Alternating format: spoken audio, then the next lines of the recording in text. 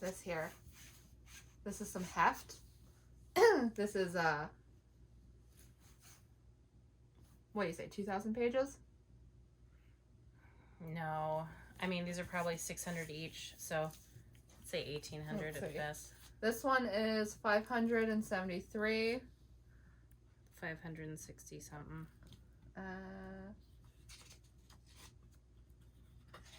590.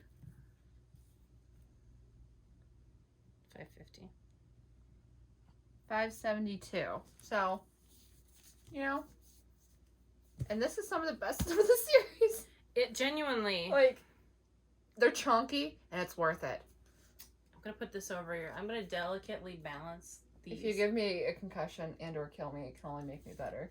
If you get a concussion, J.R. Ward has to show up at our house and teach us how to love. Does that even work? That's how it's going to be. Lover Reborn, Lover at Last, and the King. I'm going to give you the reins to lead this one because Lover at Last is your favorite. Oh, Lover Reborn comes first. Yeah, but you can just do this one. Wow. Okay. Yeah, I trust you. Anyway, Lover Reborn is about Tor. Tor had a Shellen who died back in book 3. We talked about that in the first video from this series, if you want to go check it out. She got shot in the face.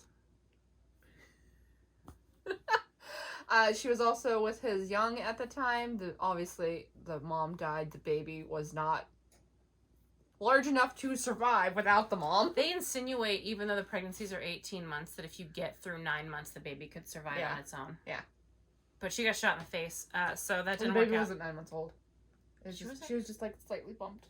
She got shot in the face, so it didn't work out. She was very shot in the face. Yeah. So anyway, in this one, he meets a woman who goes by No One. That's her name.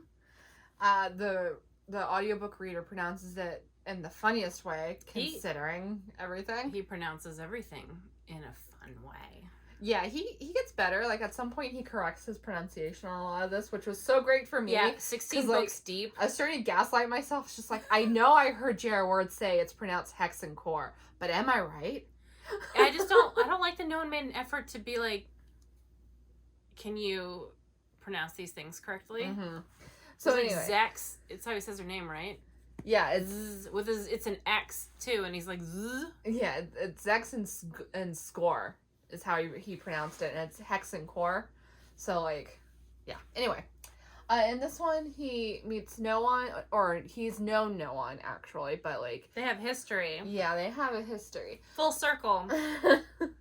She has some complaints around. I'm done with this. And No One is she's not a chosen, but she's been working for the chosen, basically as like their maid.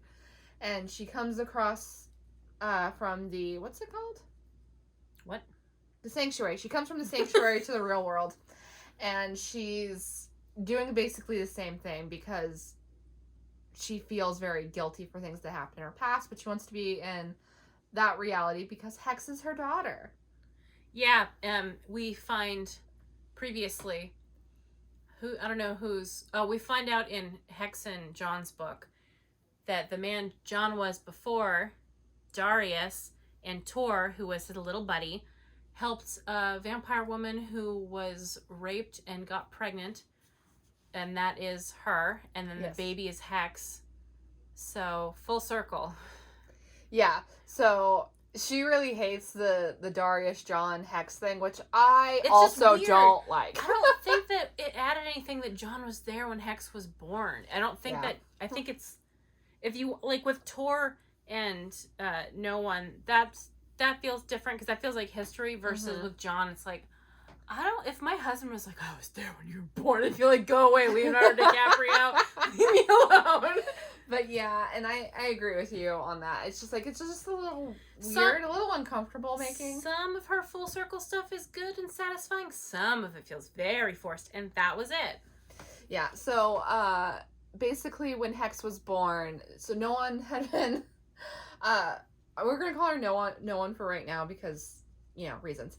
But when No One was a young vampire, she was kidnapped by a sympath, and raped, and she went through an eating while she was with him, and that's how Hex came to be. And basically, when Hex was born, the despair and shame caused Nolan to die by suicide. And Tor was there. He held her as she died. So full circle. Yeah, that's her backstory. And she's been in penance for that basically since that day.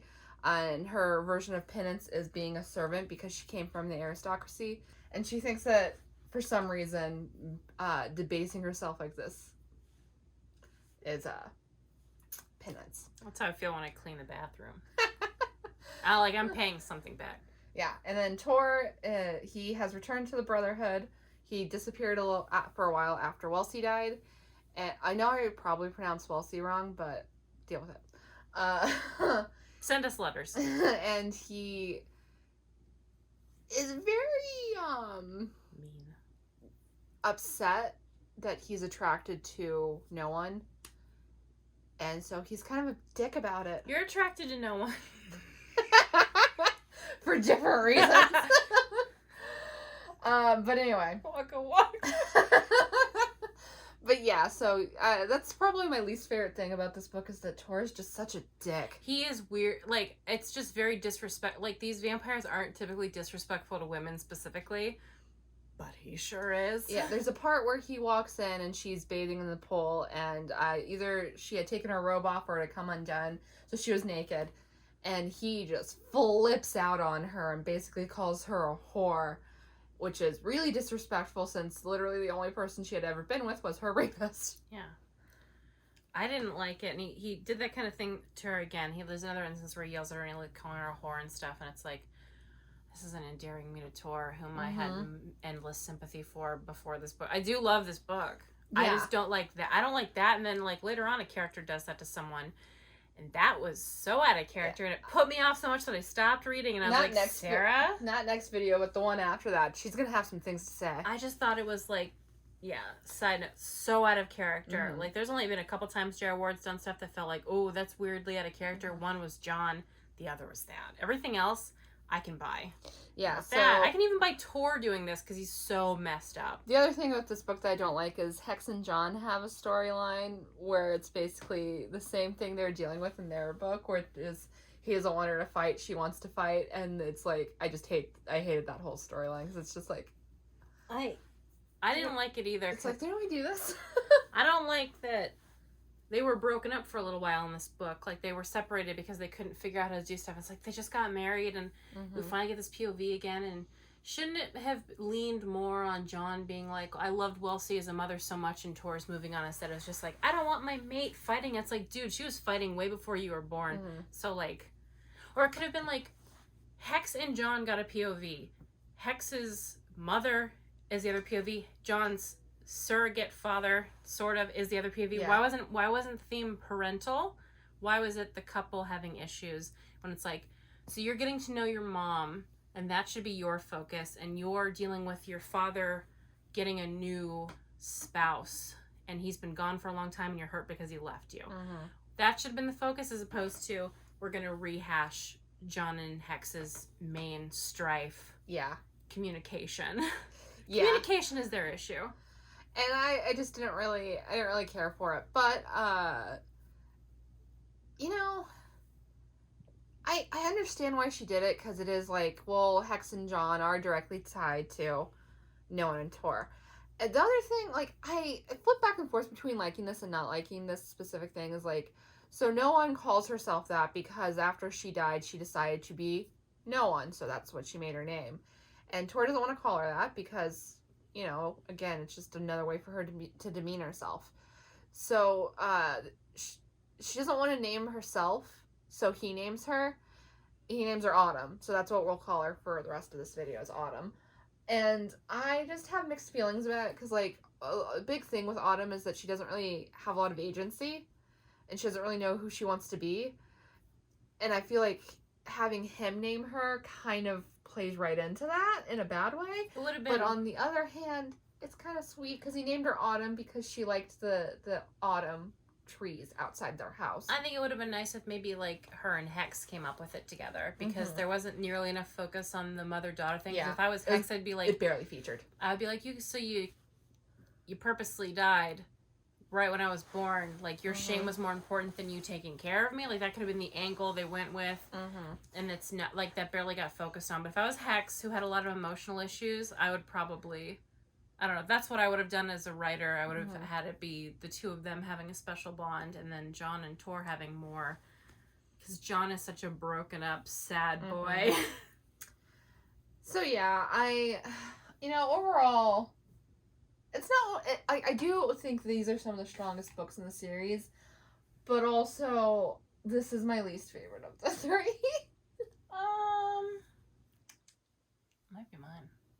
Your least favorite or favorite? Least favorite. I liked the King a lot. Yeah. So, the other thing that happens, and this is going to segue us right. Oh yeah, actually, should we talk about when she goes into her kneading? Yeah.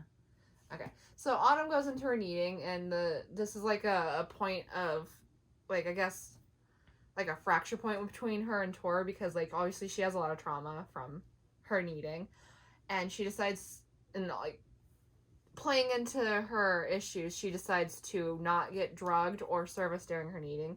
And the kneading is very, like, stressful, painful time on a woman's body. It's like 48 hours of agony if you don't get serviced by a man or drugged. And she just decides to do neither to punish herself. Do we need to explain, like, as a recap, what that is? The kneading thing? It's basically they go into heat. I'm assuming if people are watching, like, the third video and it's, like, absolute agony. So your choices are morphine or, being serviced. The only relief you get is very specifically semen. Very. You're gonna say cum. I love cum. I love it's my favorite word. It's my favorite kind of joke. I adore cum, but I'm gonna be polite and say semen. Okay. So you only get relief when they come inside of you. Yeah. So she decides to do neither, so that she can just bear the pain. I didn't really understand it. Was it part of her punishment in her head? Yeah, she was punishing herself, and Tor makes it about him. Basically, he's very cruel to her, very mean, and they break up for a while because of it. And basically, he says that she was trying to guilt him into servicing her by being in pain. She didn't even want him to know. Like, one of the, I don't know what person found her. Jane. Right. She's like, well, let me call Tor. And she's like, no, don't call him. I don't want him to have to deal with this, because Wellesley died and she was pregnant, obviously. So it's like a sore subject. And then he still manages to make it like about him and be like, oh, you're trying to trick me, even though you specifically didn't want me to get called or for me to see you. It's like, okay, sure. And like, there's some forgiveness I can give, because obviously he's dealing with trauma, she's dealing with trauma. But he was really, really, really assholey. Yeah. It was a little over the top. Tor is so mean in this book, and he is not like that in any other book. And it's just like, okay. Yeah. There was also not a lot. There's a little reflecting on this, which I wish they delved more into, that Tor is bitter because, like, so many other people died and got brought back, and Wellesley didn't. Because, like, Jane died. Mary got saved when she was dying of cancer. No one also died, and she got brought back. And, like, just so many people die and get brought back, which is, like, a thing in the series. And I like that it was like, commented on through Tor being like, so everyone gets their mate brought back except for me.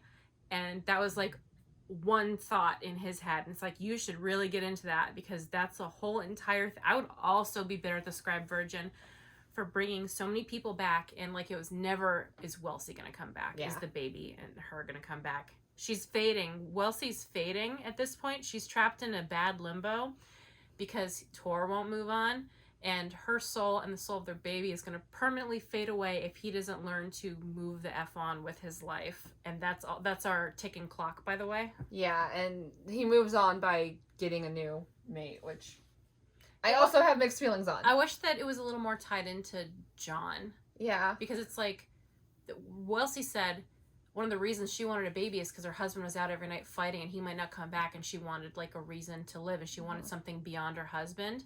So it would have been nice if John could have been beyond his spouse a little bit more, because John straight up views him as a father. He calls him his father all the time. Yeah. He calls John his son.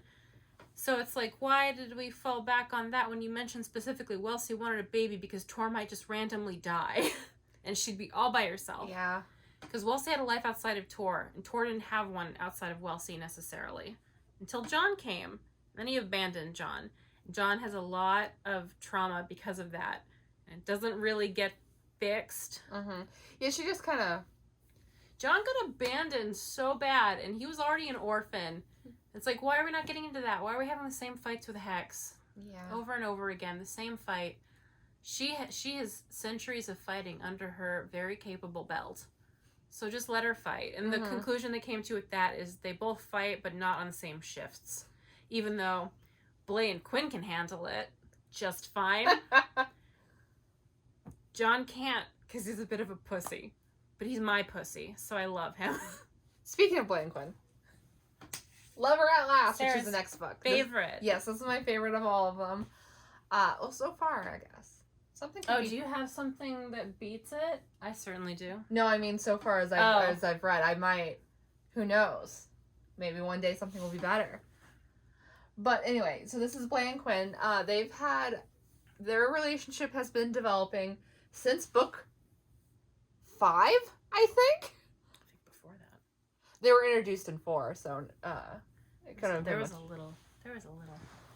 But anyway, since book 5, and it's just like, here's a road of sadness. Yes. Let me take you down it. And a river of tears.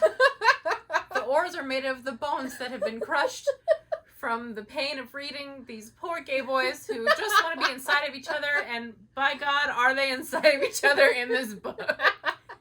So yeah, it's a lot. Like, basically, so Blay has no problem with who he is, and he's in love with Quinn. Quinn has a lot of issues. He has daddy and mommy issues. He feels like he's never been adequate enough for his family, and even though at this point his family is hella dead, he's still just like, I want them to be proud of me. But is his family hella dead? Most of them. Lucas, yeah, so they also find his brother in this book. Which, he's in a barrel. Yeah. Most of him. Yeah, he's kind of chopped up a bit. We should say, Quinn feels like he's not good enough because his race are like super perfectionists. He's got 2 mismatched eyes, which would get him so friggin' laid anywhere else. But he is imperfect. And he also doesn't want, because like the whole vision of the scribe virgin is very hetero. So him being with a man would go against it. Because you're allowed to be with a man or you're allowed to be with the same sex, but don't talk about it. And also your marriage wouldn't be like sanctioned. Yeah. It's like, you can do it. It's like a lot of don't ask, don't tell. But you better have a wife, basically, if you're a dude, and you better have a husband if you're a lady. There's a character in it who's actually Blay's boyfriend / ex-boyfriend, whose father is gay, but it's fine because he has a wife and children, obviously. So it's like, yeah, man, it's like, oh, you have same-sex attraction? Well, that's what it is. Yeah, so Blay's like, whatever, I'm gay. So yeah, it's been... Your dogs? I know. So, and with Blay, he tried to move on with a character named Saxton, who I love. And Quinn has been watching and pining in the corner, just like, I've made a mistake. I've made so many mistakes. Did we set up... Because Quinn is super lonely and sad, his new best friend, because him and Blay are on the rocks, is a chosen named Layla. And she goes into her meeting and she's like, I want something that's mine. And I think you should have something that's yours too. Service me and we'll have a baby together. So that's what's also happening. Yeah. Is his new best friend is pregnant with their baby because he just wants something that's his. Yeah. And Blay is also very aware of this, and he is so finished with Quinn's shit. I was finished with it at some point. So yeah, they're very angry with each other at the beginning. Well, okay. Blay is angry, and Quinn's just like, I will do whatever you want. I will crawl through broken glass for you. And Blay's like, I'll get you grenade. and Blay's just like, nah. Yeah, he's like, I got a new boyfriend. He's super cool. And then Saxton broke up with him. Yeah, I didn't care about his character very much until later on. And Saxton gets a story in one of the spin-off things, Yeah. and I adore him and his person. We'll get to it. But I love it. We'll get to I'm it. good. We'll get to it. I'm gonna tell you, I liked it better than I liked Lover at Last. Okay, that's fine. I'm just gonna, it sucks when your favorite book isn't the same as your friend's a little bit. Our favorite books are never the same. We never like the same thing. Is that true? Yeah, I go for the murder, you go for the one that he's trying to kill. That's our dynamic. What, can you tell we watched Hemlock Grove? Oh, I was thinking Hannibal. I love Hannibal. Well, the thing is, though, it's like, I didn't see it. I didn't see what you saw until I saw Hannibal roll his sleeves up on his button-up. I'm like, am I a whore? Yes. In my heart. But basically, we always like the opposite things, but it actually works out because we still like the same thing. It's opposite of the same coin. Yeah. Right. So it's like, we're in the same house, but in different rooms. And that works for us. It's fine. Yeah, like when we watch Red Letter Media, you love Rich and I love Jay. So, okay. There's not a lot of plot to this book, I think. Well, the plot is Layla Was stuff. a Sale introduced in this book or this book? I think this book. So there's a new vampire in town named Sale, who you'll be hearing about more later. He doesn't do much in this book. No, Yeah, and Marisol is also introduced, but she doesn't do much in this book other than They get snuggle. kidnapped. No, not in this one. Oh, they snuggle the next one? Yeah. So They shower snuggle. there's not, because there's like, it's all like personal stuff. So it's like, yeah, Quinn finds his brother and he's like really sadly happy about it. It's sad for us. He's just happy about it. But his brother tried to kill him in a previous book. His brother also wants to die because he was tortured and he's missing body parts and his life is just kind of miserable. He doesn't really talk in this book much though, so there's not much to say. It's mostly just about Blay and Quinn, which is fine, obviously. And then there's not much going on with Blay, and then like the plot, it's like a lot of personal stuff. I love how thick they are. It's like, what happened in this book? Just tears. Yeah. Just 2 inches of tears. That's not 3 inches. 2 inches of tears. So like I love it, but that's why I love it, is because it's the emotional payout for reading books of 7 books. Yeah. So that's what I like though. Like I like a lot of setup, the slowest slow burn. There's a lot of payout in this book, and that's what makes it good. And it's all emotional stuff. And if there is one thing J.R. Ward can do, is make you feel what the character is feeling. She has an ability that I've found, for me, barely comes up when I'm reading. Like, she manages to make me care about characters very easily. Her and Karen Slaughter both have the same talent of, like, if this was another writer, I wouldn't care about these side characters at all. For the most part, she's really good at making you care about, like, everybody and be invested in I'm scratching my leg. I hope that's clear. She makes you really be invested. And, like, I'm pretty hard to do that with. I don't ever feel anything and I don't ever care, but I do with these. One thing I will say. So, if you're this deep in, I have to assume that you just want to hear someone else gush about J.R. Ward. So all of you will understand what I mean when I say this is where the cringy slang steps up to a whole new level. That was the hardest part for me. I remember I was reading the first book. A lot of people. I read the first book and I went up to Sarah and I said, "Hey, I'm curious. Does anyone talk like a normal person?" And she's like, "Nah." And I was like, "Bro, every person like, it's not even, if some of them talk like this, it's one thing, but everyone talks in the same way. They all use the same words. That, like, there's no reason Hex and Wrath would both call the bathroom the loo. Right? Yeah. Yeah. Everyone uses the exact same words, and it drives me I'm not charmed by it. I'm just like, stop saying biz.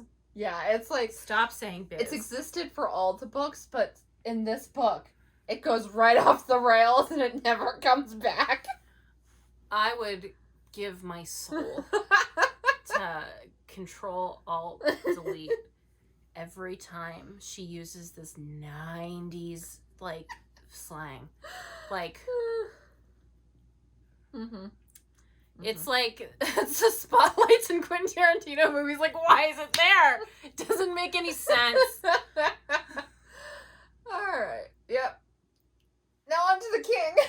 I liked it. So the king actually goes back to Wrath and Beth. It's the 12th book in the series. Bada bing. So this is the first book I bought new, and I was kind of surprised. I was like, oh, it's going back to Wrath and Beth, and I didn't know how I felt about that because Wrath and Beth were boring. Yes. It's because they had sex like the first time they talked, and that was boring. And they're the first couple. The first couple is often the boringest. Mediocre. Not that anything in this is mediocre, obviously. That's not true. I read The Shadows. We'll get to that next video. But yeah, so in this one, Wrath is still struggling with the thought of being king, and it's getting worse because Beth really wants to have a baby, and Wrath is just like, I'm not going to saddle my child with this destiny, which is understandable when you're reading it, but saying it out loud makes him sound kind of douchey, and yeah. May I say, one of the only problematic things that she does that I'm not keen on is that it's all the girls who want babies. None of the guys are like, I want to have a baby. But, like, it's like, oh, Mary wants a baby, and she wants... Okay. One. Sure. There's one. The gay one. Right? That's the only thing. It's like, none of the guys are like, I would like a baby. You're right. It's like, just the girls. It's like, none of the men who are crazy old want to have a new step in their journey. Like, there's a line in this that I like for its simplicity and, like, beauty for the storytelling aspect, but I hate for what it's saying, which is, after, so Beth goes into her, or it's before Beth goes into her kneading, but because Wrath is just, like, he shuts it down really hard, just like, well, I get to decide if you have a baby or not, and I say no, and she's just like, fine, and she leaves. He was gross about it. Yeah, it was bad. And he leaves, and then while she's gone, he goes around and talks to some of the guys, some who have babies, and asks them about being a father, basically. And the last thing he does is he goes and talks to Tor, who lost his baby, essentially, and Shellen. And what Tor says is, they are as empty without young as we are without them, which I feel is... Well, I'll defend it. See, I like it for the storytelling purposes. I don't like it for the implications. I'll defend it. Here, I defend. They are purposely designed to put their mate above absolutely everyone else, and including their children specifically. It's mentioned many times that their mate, like, in their heart and soul and with magic-y stuff, comes before even their kid. Like, they have expressly said that. I think you're misunderstanding my issue with it. What's your issue with it? She's saying that females, or women in general, are empty without babies. That's my issue with it. I don't have an issue with the other thing. I guess I thought that was more of, like, when they want one. Not that every, like, that was the insinuation that, like, every woman wants. Yeah. No. Most of the women, if not every single woman I know, specifically doesn't want kids. I'm the only woman I know, I think, who's even open to it. Yeah, I don't want real human children. I do not want anything in my womb ever. Do we know any women who want kids other than maybe me? Mm-mm. Wow. I'm holding up the patriarchy. So yeah, and like Wrath just like flat out saying no to Beth was annoying, but not out of character, to be honest. He's super old, so. Although I will say in Dark Lover, when he first is sleeping with Beth, he like imagines her going into her kneading, and he's just like excited about it. And then sometime between that book and this one, he's changed his mind. But several years have passed. He's the king now, and he wasn't the king before, so I guess it's different because it's he was. He just hadn't ascended to the throne. But he didn't like take it seriously enough, I think, to be like, well, if I have a kid, they're gonna take my spot. I think like now it's like, well, I have this burden, and they'll be a target in a way that I'm not. And while that's a factor, a bigger factor is he doesn't want Beth to be pregnant because vampire women very often die on the birthing bed. I hate that trope. Mm-hmm. That's a trope that I've run into many times reading fantasy books, is that either the women always die having them, like what was that Wendy Higgins' Sweet Evil book? If a woman gets pregnant with the angel babies. They die 100% of the time. I don't like that trope where I already don't really like that the kneading is painful. I don't like when like a woman's existence is agony. Like they die during birth. It's a hard pregnancy. Getting pregnant's really hard. Sarah J. Maas does the same thing, where they okay. Well, to be fair, Sarah J. Maas might have been copying a little bit of someone else's homework. Might have been. But yeah, it's the same thing as like when they get their periods, it's rare, but it's like super horribly painful and they're not always fertile, which I'm assuming the kneading exists as a way to have them have unprotected sex all the time and have an excuse as to why they don't get pregnant. I think, yeah, it's partially, and I think also she was just building up mythology.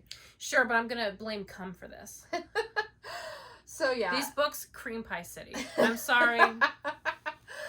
And then behind the scenes, there is a political coup going on. The aristocracy is just like, along with the Band of Bastards, who we've barely mentioned up to this, even though our favorite moment with Quar has happened, or my favorite moment. You missed it because you weren't paying attention. My favorite part was Layla watching him jerk off. Anyway, they're trying to dethrone Wrath, basically, and we actually managed to do it by using Beth's half-blood lineage as their, like, leverage. It's just like, we won't have an impure, like, vampire on the throne. Even though, and it didn't come up, the scribe virgin specifically ordained their marriage. So you'd think that would take precedent. Like, hey, she not only blessed it, but she specifically was the one who married them. Mm-hmm. So she's okay with it. What makes you think your opinion is above the goddess of your race? But it didn't come up. Yeah. Didn't come up. Not even once. No one was like, hey, wasn't the goddess of our entire race at your wedding you to your wife who she's cool with? It's fine. These books are 8,000 pages, but we didn't really have time for that. So yeah, and basically what happens is Beth does go through her kneading, but it turns out she's been pregnant this entire book and a good chunk of this book. I still don't understand that. How would she still go through her kneading if she was already pregnant other than plot? Like, that doesn't make any sense. Yeah, no, I can't explain that one. I can't. So. Whatever. So yeah. He does service her on the floor of their bathroom. Mm-hmm. Couldn't even bring her to the bed. Probably good that he didn't dope up a pregnant woman with morphine, though. Yeah. So, they take care of the coup. It's like a cool moment when they do it, but also annoying because, like, genuinely, Wrath was just getting in his own goddamn way for this entire book, and at some point I was like, buddy. That's every man. Every man Hamiltons it, and like, just like, genuinely, basically what happens is Beth is just like, okay, so divorce me, and then we'll just continue to be together. And he's just like, no, I won't do that. And it's just like, but why? Yeah, they had a human wedding. So it's like, well, we're not married in the eyes of vampires, but we're married in human eyeballs. Yeah, which is fine. And then when he reestablishes himself as king through democracy, he tears up their divorce papers so they're married still. And it's just like, buddy. I like that he tries to abolish the monarchy, and then it's just like, all right, we're turned into a thing where you vote for the king now. And then they all voted for him, so he's still king. And it's like a lifetime position, so they're all... His lifetime. Yeah, so they're all just like, well, if maybe Little Wrath will want to do it. I'm just like, Little Wrath will be like 500 to 600 years old. Yeah, they also a little bit insinuated that, like, some vampires live way longer. Mm-hmm. That, like, they don't have to die when they're 1,000 or whatever. That's just the average lifespan. There is a little spoiler I can't even talk to you about because you haven't gotten. Mm-hmm. It's like, oh, I think that's a thing that's going to be a thing. So yeah, I gave this one 3.5 bumped up to 4. This one got a 5, and this one got a 4. I think it was 4, so all the way down for me. Okay. I hope you enjoyed this video. Mm-hmm. If you did, do all the fun stuff, please join us for the next installment, because we still got a long way to go, baby! Do you like cum as much as I do? Comment below. We'll see you next time!